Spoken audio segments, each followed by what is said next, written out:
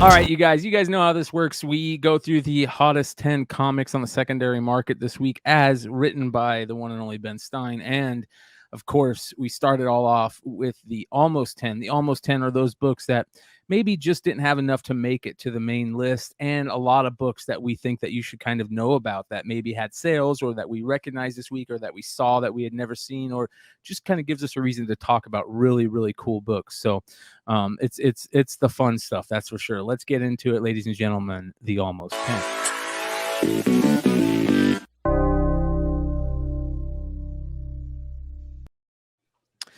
And we start off this week with a beautiful old school Mike Mayhew cover. I give Mike Mayhew a lot of crap. I'll be the first to say it. The shoe covers, all the different exclusives that all look kind of the same. But every once in a while, Mike Mayhew's still putting out fire, just major heat. Like, for example, those great Miles covers with the boom box and the graffiti behind them, and the Kangol hat. That was good stuff. But this right here is old school Mike Mayhew. And this is the type of Mike Mayhew that we love to talk about. An absolutely beautiful Uncanny X-Men book right here. Ben, what's going on with this? Yeah, so this was he did like variant. He did like a bunch of these vampire variants, right? He didn't Yep. do all of them though, right? No, I Or don't think did or so. There was a bunch of vampire variants that they're like doing that month. This is the 529 Uncanny X-Men 529, the 1 in 10 for everybody listening. yeah. But I know he did a bunch of them, or he did several of them though. Like did he do the X-23 as well? I think so. Um, We'll have to look yeah. into that. Chat, let Um, us know. yeah. This one, these I think a lot of these vampire variants looked really good that month. This one you don't see that. I have seen it. Um, but not often. But it is only 1 in 10. But it's sold this week for 75, which is for I don't know, like there's not a whole lot of Okay. X-Men books that like do really well anymore. It seems like there's just like a big gap of, eh, nothing really major is going on in X-Men, uh, and I know they sell a lot of copies just like to monthly readers, but there's nothing like pressing with X-Men for a long time. Yeah. Nothing like. Unless it's a variant like this. Right. I mean, this is an uh, old school variant, um, and just the reds on this just pop for Yeah. sure. Pressing with X Men for a long time. Yeah. There we Is go. that Fix me? that. Was that That me? was you. That was me playing through the speakers. So, Oh, I was like, yeah. is that me talking? And you You guys flip it. get to hear everything now that comes through my speakers. I can't really hide it anymore because I'm pumping audio through this crazy voice meter banana that I'm still having yet to figure out. But I've got an idea on it.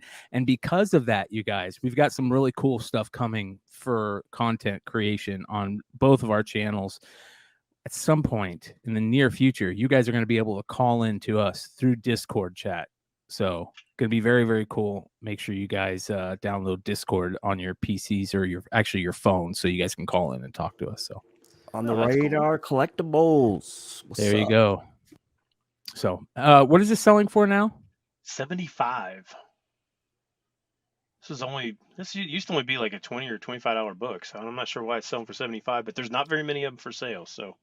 Great book, great Emma and Cyclops book. I'm never been a fan of Cyclops, but for only 2 times. One, when he had that badass blue and yellow suit in X Factor days. That really cool one. I think X Factor like 68, I think, was when he that badass cover. And 2, when he quit being a pussy and he was dating or in love or partners with, or just straight shagging Emma Frost. And that is when Cyclops was badass. That was when he was the best. He was no longer a simp for Jean Grey. And I understand being a simp for redheads. I get it, but man, when you got that diamond, like, it's straight diamond. So good stuff. Next on the list, Hardware, the final issue, number 50, another $75 book right now. Crazy. I mean, Yeah. all these milestone last issues are what they had. What Blood Syndicate? Obviously, the Static is exceptionally expensive. Um, what were some of the other ones that they had? Icon. Icon. Yeah. Icon. Let's see. Let's see. Hardware, Icon. I have a ton. I don't have this one though. I wish. The last 5 issues for all those series feel like they were just straight heat. And they had those some of them had those badass Mobius covers. Icon Yeah. Rocket. Icon and Rocket. There's that one. So yeah. Good This stuff. one's really cool. This looks like, I mean, this looks straight, like straight out of the 90s. You know, like, I mean, everything about it just looks like, It looks like you could feel the paper. 90s paper. oh yeah, for sure. But yeah, Yeah. I don't even know. I can't even remember if I actually read any of these milestone titles. I think I read some of the hardware at the beginning, but I don't remember. I know I didn't get anywhere close to 50. Yeah. Yeah. So what? It's like what? The milestone is like basically like Vertigo, right?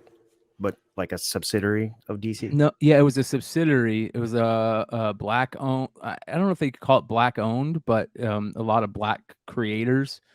That was DC. You could tell they were trying to do that. Give a like a what do they call it? Imprint, an imprint.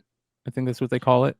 So Yeah, I mean yeah, it it was was great. basically, yeah, I mean it was just basically given, black artists that didn't, or and writers and stuff that didn't necessarily have a chance at Superman, at least give them a starting point, and they could, and these are all new, all new characters as well, so none of them were like Right. rehashed or anything like that. So it gave them kind of creative freedom to do that. Yeah, it was great. Good stuff. All right, next on the list, Scud, the Disposable Assassin. I remember this book when it came out, how big this book was. This was a very, very big book when it came out. And it's kind of gotten some love over the years. It'll pop up here and there. It's been on the Hot 10, the Almost 10 a couple of times, I believe, but it's back. And tough book right here. Yeah, yeah. Be careful. There is a second and third print. The third print is easier to tell. The second print's a little. It says second print, but if you're not paying attention, you could miss it, because there's no barcode or anything on this. But yeah, this doesn't come up for sale. I mean, this is not like readily available anywhere. Um, but an CGC 8.0 of this sold for 130 this week, which is a lot for an 8.0. But when you don't see these, these super, rare indies and stuff like that come up, people just take what they can get. Yeah. Great action figure cover for this too, like Half Price Crook is talking about. Shout out Crook. What up, brother? It's good to see you. Shout out Aaron Yee, Chloe's Comic Swag in the house, one of the best IG accounts there is. A lot of people in the chat, 127 live. Thanks for hanging out with us tonight. Yeah, tough book, tough to find in any grade, yet alone high grade. So I'm not surprised an 8.0 is selling for that much. So Yep.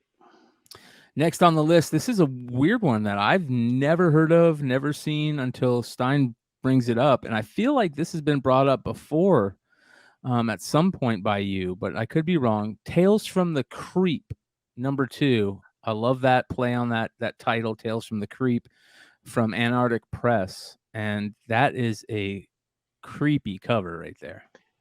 Yeah, if I brought it up before, it went in one of my own ears and out the other, because I don't remember this at all.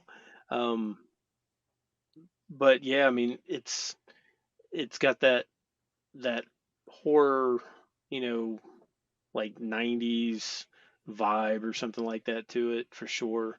Um, Sold for $40. This is an Antarctic Press book. So Old school Antarctic Press, right? Or how old is this? this is September of 2015. So this is So only yeah. so it's not terribly old. I just don't remember ever seeing it, but Yeah, it's yeah. interesting, man. It's a cool book.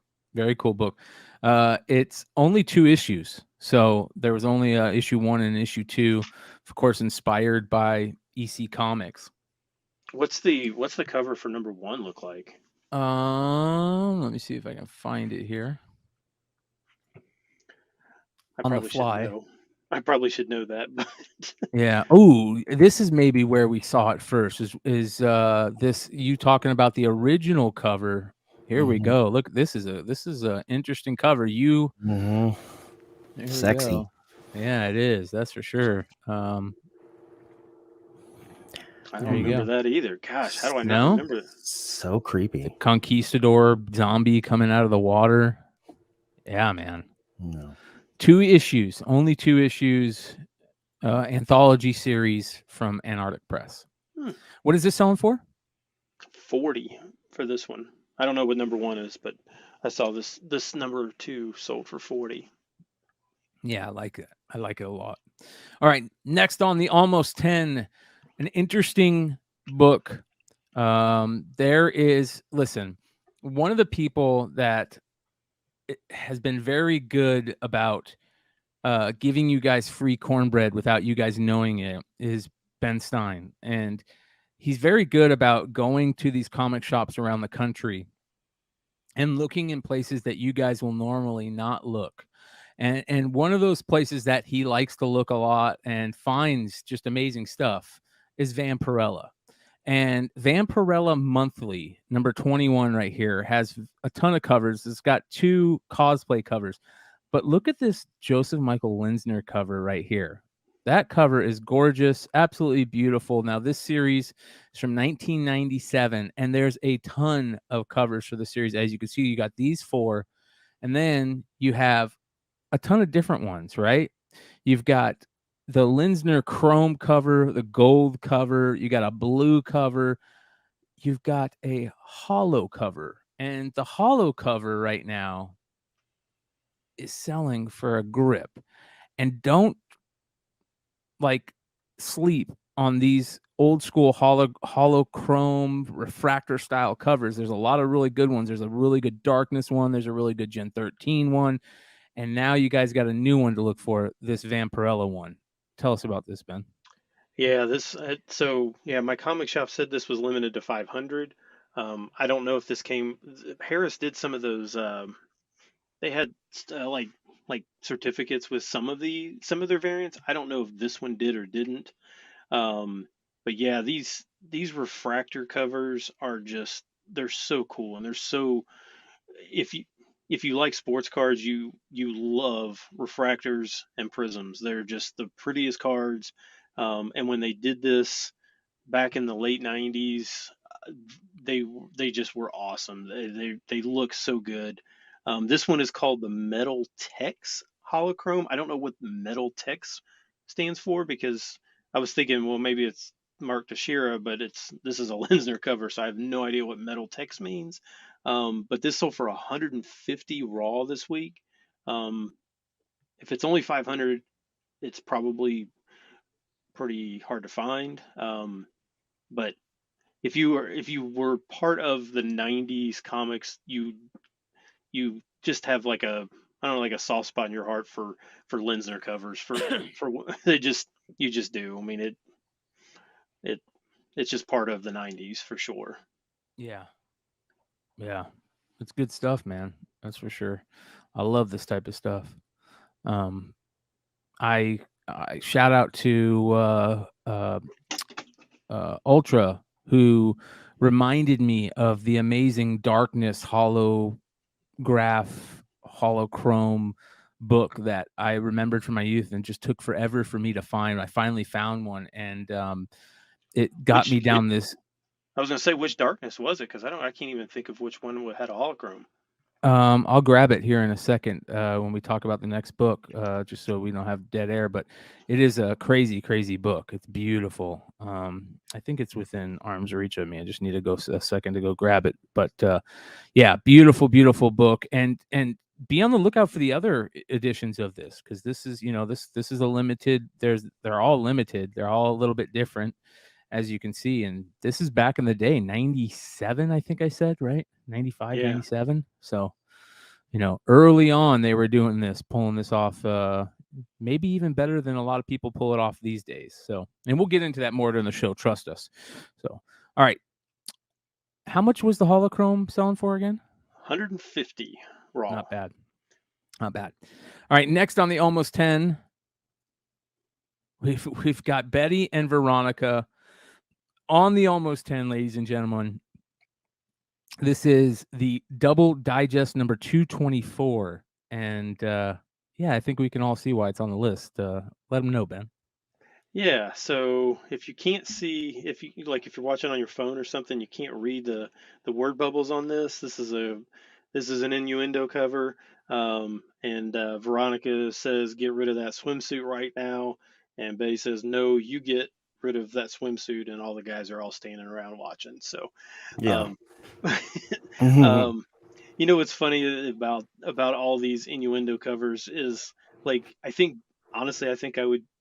Like, I've got a bunch of Betty and Veronica covers, but I kind of wish, instead of them being in high school, I wish they were the setting was college. Like, it just Yeah, for sure.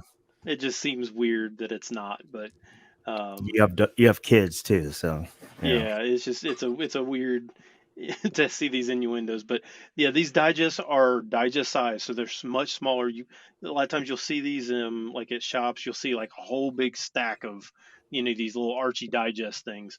There's Oh some yeah. really good covers in there. So don't pass on this. This one, a fine minus, like, it was beat. It was not in good shape at all. So for $45 of this, so just I know most people don't look through those little digest things, but some of these definitely sell for good money. So don't Yeah. forget about them. Is this like one of those images that we use on eBay when we get brand new books? What do they call those? Generic images? Because I always thought there was like a newsstand UPC school on the front, right? There might be. Interesting. Shout out to Swag, who says, shout out to you guys for giving us the CBSI Hot 10 each and every week. Smash that like, y'all. Thank you guys. Make sure you're following Swaggle House Comics and Games, another amazing content creator in our community. Absolutely. I also want to quickly shout out Journos Comics. So make sure you guys go check out Journos. I was lucky enough just to jump on his show tonight before the Hot 10 and had a very interesting conversation. Make sure you guys go check that out. And at the end of the Hot Almost 10, I want to talk about another amazing thing coming up, care of Bronze Age Nerd, but we'll get to that here in a little bit. So 150 watching live right now. We're going to wait till a couple more people will come in to talk about the amazing stuff that Bronze Age Nerd is doing, I believe, right now. So just a couple more minutes and we'll get into it. All right. Next on the list, here's that crazy M&M cover that we were talking about before the show, Richie. This is one of my favorite series, MFKZ, or Motherfuckers, as I like to say it. Number 6, and this whole series is got some amazing covers in it. Garbage Pail Kid homages. I love the character designs on the characters. Of course, this became a series on, was it Netflix or Hulu? I can't remember. But yeah, very cool Hulu. cover. Okay, very, very cool cover, and an M&M homage, I guess you could call it. Yeah, I didn't know anything. I didn't even know this book. I don't know where you even buy this book. It's not listed on my comic shop, so it must be some kind of store exclusive, but I have no idea where it comes from or anything like that. I just saw that this was selling for like $30 to $50. I don't know. I don't know where it came from. If anybody knows, do you know where it came from, Brian? No, this is a super cool book, though. Line Breakers exclusive is what I'm hearing. Line Breakers exclusive. Line Breakers might be a comic shop, but yeah, this is a very interesting one. And how much did you say it goes for? 30 to 50. All right, you guys. So I'm gonna do you guys all a favor that watch the show live. Live sale, live purchase. Go eat, ladies and gentlemen. Go eat. Is it a virgin, Ben? Yes, yes, it is. Yes, Yeah. and That if you came buy out multiples and make money off of it, send me one. All right, here we go. I like it. It's a cool book. Check out the other MFKZ covers; they're really good. Next book on the list. a beautiful, gorgeous Witchblade cover right here. This is Witchblade number 185. I love the Witchblade covers towards the end of the run and the late 100s and the 200 range. Witchblade 185, the Sejic variant. There's also amazing, like, I feel like a lot of these amazing artists kind of got their come up on Witchblade during this time, including John Tyler Christopher had some amazing covers in that run. Yeah, for sure. Yeah, if you ignore pretty much anything in the 100s, there's variants for most of the issues, if not all. I can't think of, well, there's a lot of them, but there are some great covers in there. Yeah, and this one doesn't feel like Witchblade at all with that all white. Agreed. It just feels like something completely fantasy, Special, sci-fi, something or another. Last issue, series finale, 185. So. Yeah. You don't see this one that often. This one, I'm not even sure that this was an incentive. Maybe it was, but I don't know if it was. But it's sold for 65 this week. So, I think it's just I think they listed as a C cover or something like that, but I don't know what that. It's an incentive. Looks like a 125 or 120, 125. Beautiful. Beautiful. Yep. All right. Next on the list. This is an interesting one, you guys. An illustrated history of Heidi Saha. This is a magazine, I believe, right? Am I correct on that? It is a looks like it only has 500 copy print run.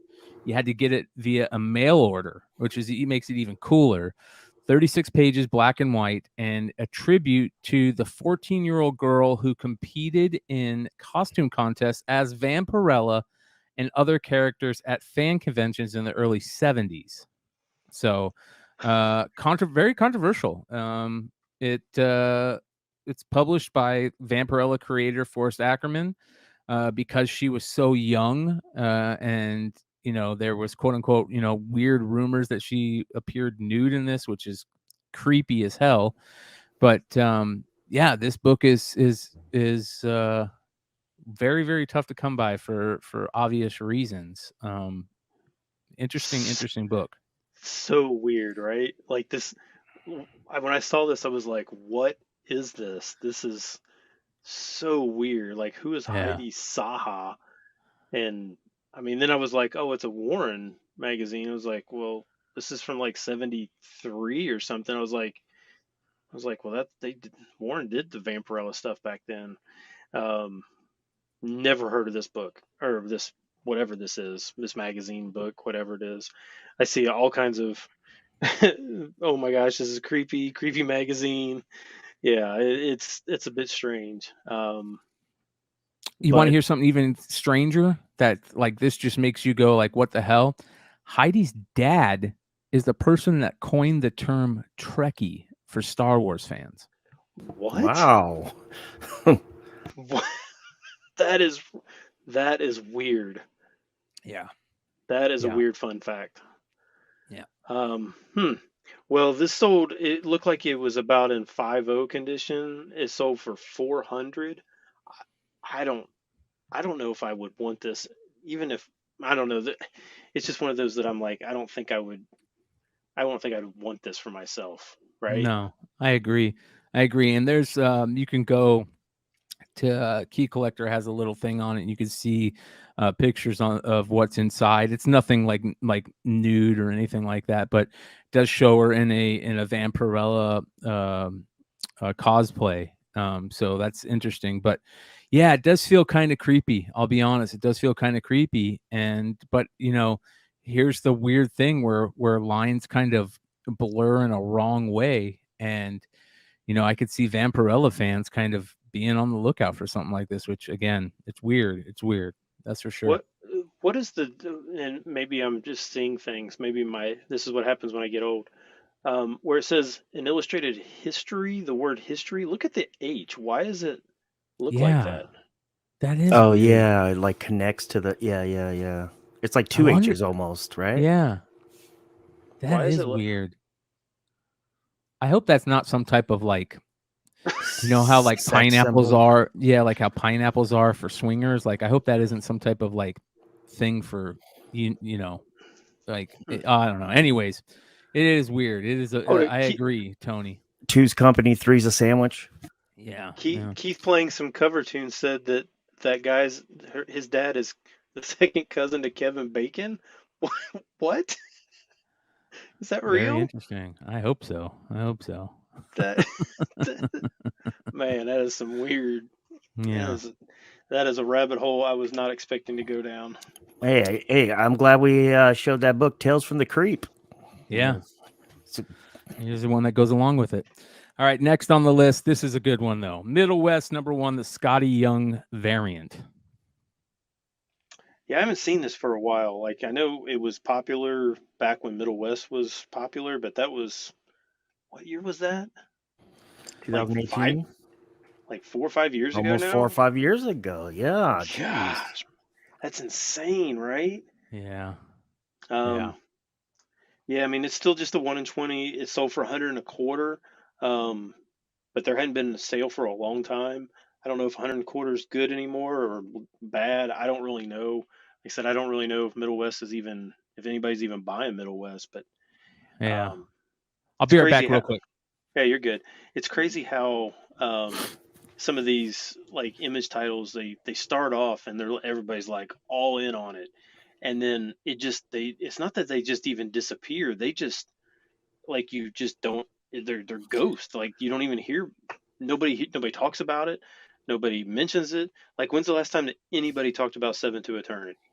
Yeah, you're right. And it's like it takes some kind of rumor about being optioned for it to get any bit of popularity, FMV wise, or just like from a collector reader standpoint. And then, a few months goes by and then boom, it's like tumbleweeds, And It's so weird, right? What happened to Donny Cates? What was that? The one with the vampires, something tooth or what the hell? I don't know. Baby teeth. Baby teeth. That was a popular one at first and didn't really get a lot of equity build, but I mean it was really popular.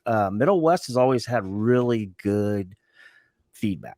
I mean, supposedly the I've never read it, but supposedly the story is unbelievable. And on top of that, guys, just to let you know, this book was ordered pretty good in the sense for an indie. I mean, it is a #1 issue. There is a third print that looks kind of like this cover, but the coloring is unbelievable. Also, Scotty Young. It's only 5K orders on Comicron for that one as well. It's like $10. Not bad. All right, we've got one more interesting book. But first, we're going to bring in our homie, Mighty Mel V. What's up, brother? Oh, brother. What's going on, brothers? My name is Toussaint. Toussaint. Yeah. We're going to get into that, bro. We're going to get into that. That's for sure. We got some interesting stuff to get into tonight. We're almost done with the Almost 10, you guys. We've got one more quick entry. It's actually 2 entries, but it's very interesting. A lot of people don't really know the importance of these 2 books right here. A lot of people think of Lobo and his first appearance in Omega Men. By the way, be on the lookout for not only Omega Men 3, but Omega Men #2, where they cameo it, and Omega Men what is this? Is it 5, the origin? 5. Yeah, 5, the second appearance. So you're telling me 2 is the first appearance of Lobo? Yeah, 2 is actually the very first appearance, and #5. And if you guys take a look here, so this is how Lobo looked in Omega Man. He looks like a skinny clown. Yeah, that ain't Lobo. That's Ronald McDonald. That ain't Lobo, right? That's Ronald McDonald. That ain't Lobo. I was thinking like David Bowie. Yeah, Kiss. Yeah, it's like it was like exactly. Stanley, right? Right. So, Gene Simmons. This is your real true first appearance of the Lobo that the Bastille guy, the space riding badass Lobo. This is it. This is his like when you first see that Lobo we all know and love, Justice League International number 19, and then 18 and 19, I believe. These are the books you want to be on the lookout for. 18 and 19 to add if you're a Lobo fan. And Lobo, of course, getting a big, huge bump because of James Gunn. We all saw that writing on the wall. These are two books you want to add to your collection if you're a Lobo fan and you want the real, where Lobo becomes the Lobo we all know and love right here. Just League International. Omega Man 37 is your first solo story for him. And just to add what Brian was saying, sorry, I didn't mean to cut you off, Mel. I'll be done. 1 second. I've read Omega Man 3 a bunch of times, and I mean, all the I'm kind of with Mel, and I think Brian kind of feels the same. I accept the first full appearance, the whole idea of it, but it's a glorified second appearance term. But in Omega Man 3, he doesn't even really say anything. I don't even think he's named, is he? No, I don't. He doesn't talk much. I don't think so. Yeah, I don't think so. It's been a while since I read it, but it was one of the first books I've ever read when I got back into comics. Yeah. So, very interesting. So be on the lookout for these too. So I was saying, I see Jason Momoa had posted something that seemed like a Lobo picture. They missed the calling. I always said Momoa should have been Lobo. He would have been perfect. Yeah, 100%. 100%. So